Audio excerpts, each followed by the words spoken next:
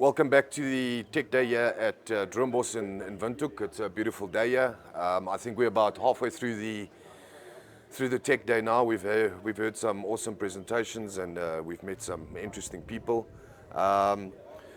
With me at the moment is Danie. Danie is one of the delegates joining us at the conference today. Danie, firstly, thank you very much for making the time to come through and chatting to us today. No, my pleasure. Danie, first, I think before we actually get into some of the content that we've heard this morning, can you just give us a bit of a background about yourself and where you find yourself in the industry? Yeah, so I'm Danie Van Aswegen. I'm currently with Debmarine Namibia. So we're doing offshore diamond recovery. And at the moment, I'm looking after all the strategic projects for Debmarine. And because we are very technology dependent, and you don't get all the marine technology off the shelf, so we need to develop our own technology. So I need to make sure that we continually have a good, healthy R&D portfolio of researching and developing our own technology that we then integrate onto our vessels, which is sometimes a bit of a challenge. Always taking technology and integrating into a brownfield type of operation, and the change management that goes associated with that. So yeah, I look after all the strategic projects for Debmarine Namibia. Awesome. So I'm sure you've seen this morning there's been a lot of the sort of crux has been put onto geospatial asset management and the way that we feel that various different types of technology streams must always be geolocated so that there's better access to information and also better asset management at the end of the day. A lot of them have been a lot more land-based and so on. Have you seen any sort of similarities, or have you seen any benefit of these solutions that there could be in an offshore environment?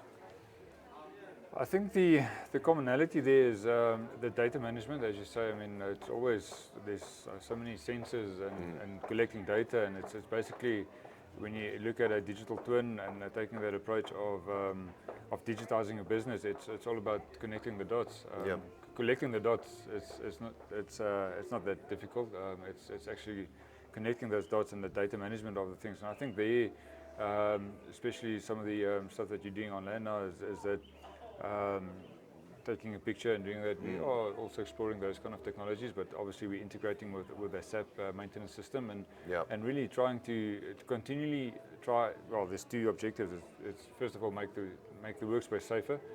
And we can use technology, take the human out of the danger zone, and secondly, just to become more efficient. I mean, and we got this real-time data process with your supply chain linked to all that, and your and knowing exactly what part number it is and getting the right part and whatever.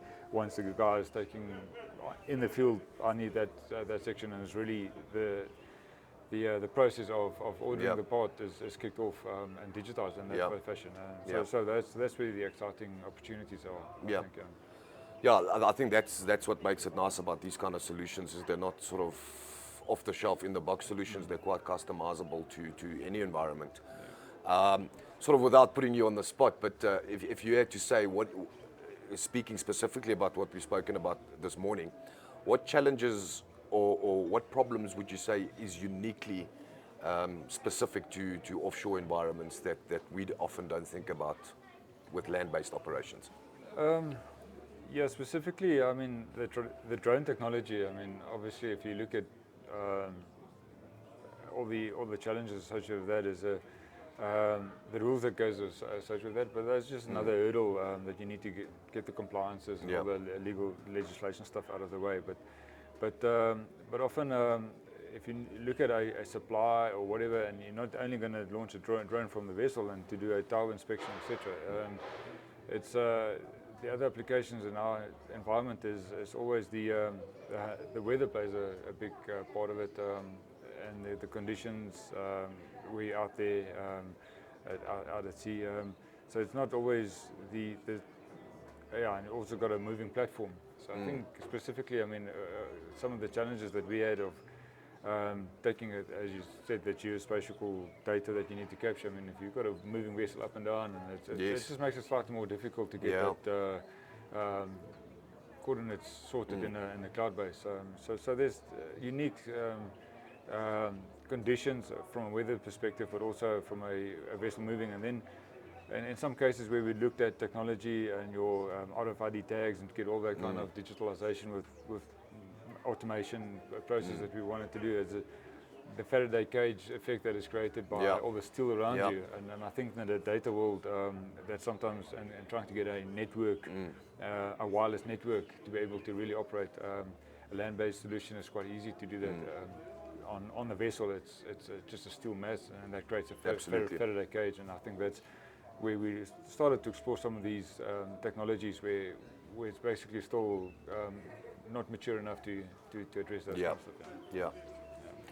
Okay, well, I think I don't want to keep you much longer. Again, thank you very much for chatting to us, and we hope you enjoy the rest of the conference. No, thank you. I've certainly taken some very good takeaways from this, and hopefully you can too from this conference. No, fantastic. Thank you.